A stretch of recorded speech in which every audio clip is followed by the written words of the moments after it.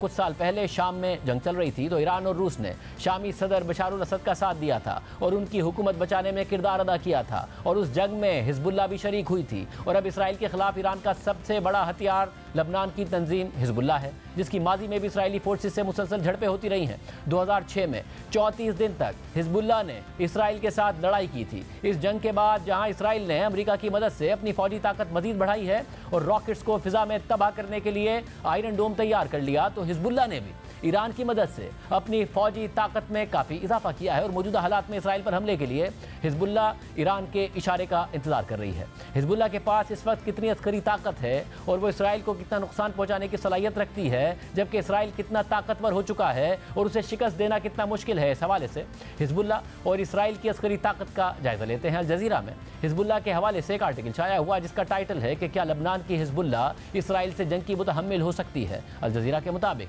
मुबस्सिरीन को खदशा है कि हिजबुल्लाह का इसराइल के खिलाफ जंग में शामिल होना लबनान में तबाही और इलाकाई कशीदगी का बाइस बन सकता है। ईरान और अपने लीडर्स के कहने पर हिजबुल्लाह इसराइल के खिलाफ एक नया मुहाज खोल सकती है। इस सूरत में हमास और गजा में महसूर फ़लस्तीनियों पर दबाव तो कम हो सकता है, लेकिन यह खुद लबनान के लिए तबाहकुन होगा, जबकि इसराइल के लिए महंगा साबित होगा। 2006 में हिजबुल्लाह और इसराइल की जंग हो चुकी है जो 34 दिन तक जारी रही थी और उसमें 1100 लबनानी शहरी मारे गए थे, जबकि 165 इसराइली मारे गए थे। अल जजीरा के मुताबिक कोई भी ये जंग नहीं जीता, लेकिन लबनानी सिविलियंस इसमें जरूर हार गए थे। इसराइल ने 30,000 घर तबाह कर दिए थे, 109 पुल तबाह कर दिए थे और 78 तिब्बी मराकज़ को भी निशाना बनाया था। निकोलस ब्लैनफोर्ड, जो हिजबुल्लाह के हवाले से काफ़ी मालूमात रखते हैं, उनके मुताबिक उस वक्त हिजबुल्लाह के पास 3000 से 5000 जंगजू थे और इसराइल को हदफ बनाने के लिए शॉर्ट रेंज मिसाइल्स भी मौजूद थे। लेकिन गुज़िश्ता 17 सालों में हिजबुल्लाह ने अपनी अस्करी सलाहियतों को काफ़ी बेहतर किया है।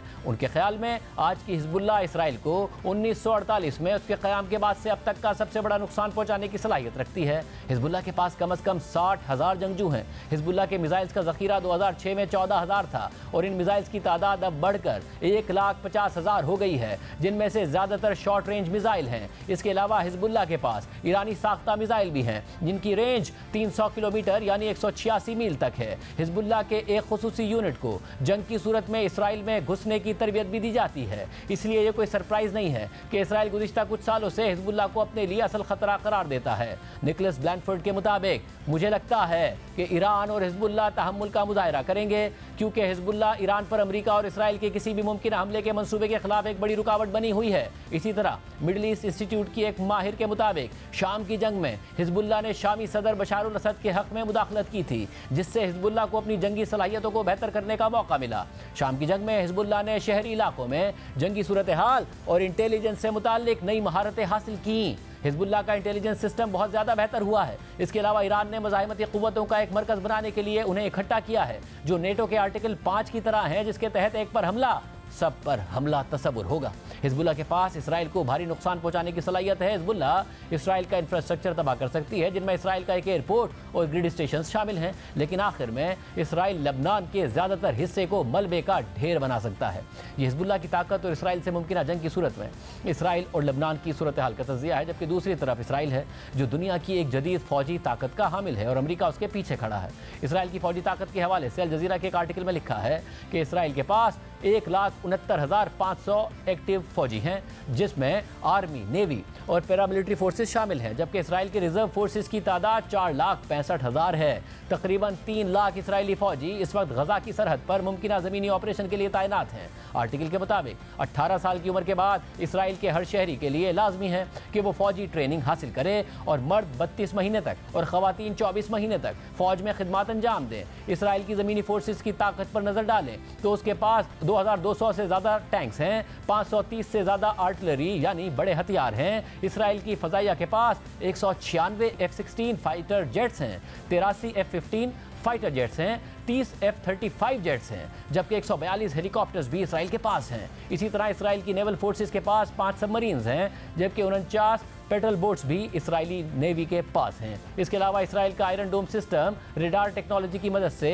शॉर्ट रेंज रॉकेट्स को फिजा में तबाह करने की सलाहियत रखता है। आयरन डोम अमेरिका की मदद से बनाया गया है, जो इस सिस्टम के पार्ट्स भी फराहम करता है। अल जजीरा के मुताबिक आयरन डोम ने 2021 में हमास और दीगर गिरोहों की तरफ से दागे गए 90% से ज़ायद रॉकेट्स को फिजा में ही तबाह कर दिया था। इसके अलावा यह भी कहा जाता है कि इसराइल के पास न्यूक्लियर सलाहियत भी मौजूद है और ऐसे मिसाइल और एयरक्राफ्ट भी मौजूद हैं जो न्यूक्लियर हथियारों को ले जाने की सलाहियत रखते हैं। Stockholm international peace research institute के मुताबिक इसराइल ने 2022 में 23.4 अरब डॉलर्स अपनी फौज पर खर्च किए, जो कि फीकस आमदनी के हिसाब से फौजी अखराजात करने वाला कतर के बाद दूसरा सबसे बड़ा मुल्क है। 2022 में इसराइल ने अपनी GDP का 4.5% अपनी फौज के लिए वक्फ किया था। अल जजीरा के मुताबिक इसराइल को 1946 से लेकर 2023 तक अमेरिका मजमूई तौर पर 263 अरब डॉलर्स इमदाद दे चुका है। सिर्फ फौजी और दिफाई इमदाद की सूरत में अमेरिका अब तक इसराइल को 124 अरब डॉलर दे चुका है, जबकि 2023 में अमेरिका ने इसराइल को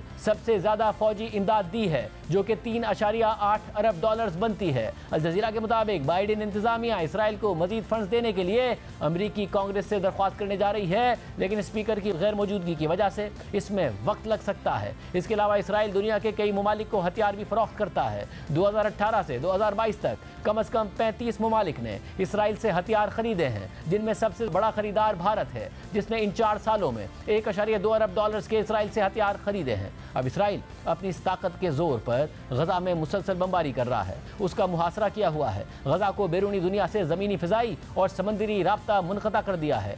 तीनों रास्तों पर इसराइल ने कब्जा किया हुआ है। गजा में इमदाद पहुंचने का सिर्फ एक ही रास्ता है और मिस्र की सरहद यानी रफा क्रॉसिंग है, जहां कई दिन से इमदादी ट्रक्स खड़े हैं, लेकिन बॉर्डर पर इसराइल की मुसलसल बमबारी और अदम ताउन की वजह से इमदादी ट्रक्स अंदर नहीं आ पा रहे हैं। मिस्री हुकूमत इसराइल से कह रही है कि वो रफा क्रॉसिंग के करीब बमबारी बंद कर दे, ताकि गजा में लोगों को रिलीफ फराहम किया जा सके और गैर मुल्कियों को निकलने का मौका मिल सके, लेकिन इसराइल ने अभी तक बमबारी जारी रखी हुई है। BBC के मुताबिक इसराइल चाहता है कि हमास के जंगजू किसी भी तरह गजा से फरार होने में कामयाब ना हो। इसके लिए वो गजा में दाखिल होने वाले तमाम ट्रकों की तलाशी लेना चाहता है, ताकि उनके जरिए हथियार गजा तक ना पहुंच सके। इसके अलावा इसराइल ने शुमाली गजा के 11 लाख शहरियों को जनूबी गजा जाने का हुक्म दिया है, लेकिन साथ ही जनूबी गजा पर बमबारी भी कर रहा है, जबकि शुमाली गजा से जनूबी गजा की तरफ आने वालों के रश की वजह से जनूबी गजा पर बोझ बहुत ज़्यादा बढ़ चुका है। जो सहूलतें पहले ही कम थी वो अब ख़त्म हो गई हैं। सूरत हाल में गजा में पानी, खुराक और अद्वियात खत्म हो गई हैं। गजा के शहरी समंदर के करीब कुएं खोद रहे हैं ताकि पानी का मसला हल किया जा सके।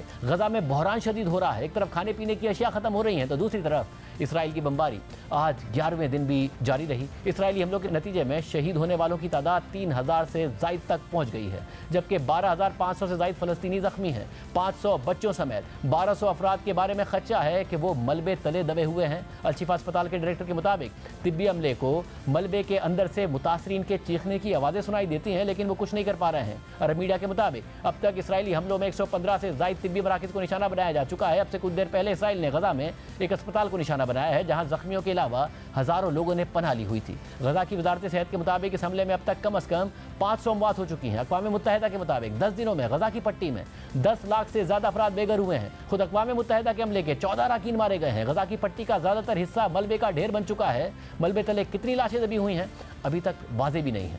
आने वाले दिनों में शहरियों की अमवात में इजाफे का खदशा है। रोज़ाना जंगी कवानीन और आलमी इंसानी कवानीन की खिलाफ वर्जी की इतलात मिल रही हैं।